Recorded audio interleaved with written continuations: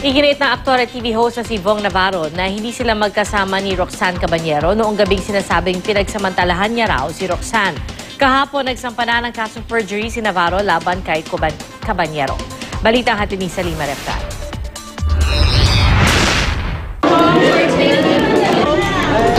Unang nagpunta si Vong Navarro sa Pasig Prosecutor's Office para ihain ang kanyang counter-affidavit sa reklamong rape ni Roxanne Cabanyero.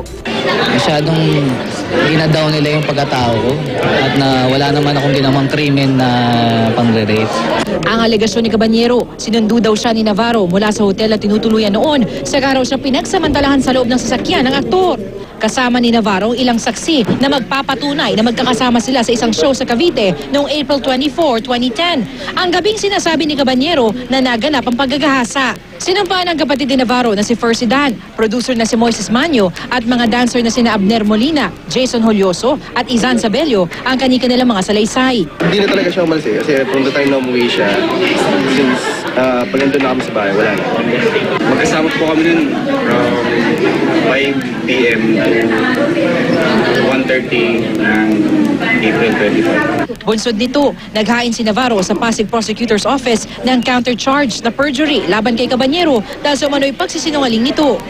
Sinubukan namin kunin ang panig ni Cabanyero at abogado nito pero hindi sila sumasagot sa aming text o tawag. Nagtungo naman si Navarro para maghain din ng reklamong perjury sa Manila Prosecutor's Office. Ito ay laban naman kina Denise Cornejo, magkapatid na Cedric at Bernice Lee, Zimmer Ras at JP Calma. Si Denise ang naunang nagreklamo ng panggagahasa laban kay Vong, habang ang grupo naman ni Cedric ang nambubog sa aktor.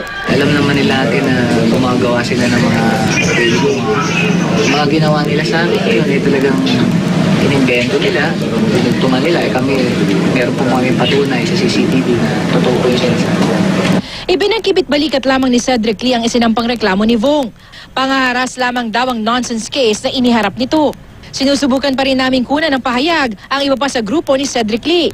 Pero kwenestyon na nila dati ang CCTV footage na inilabas sa tingin nila altered o edited na ito. Salima Reftan, GMA News.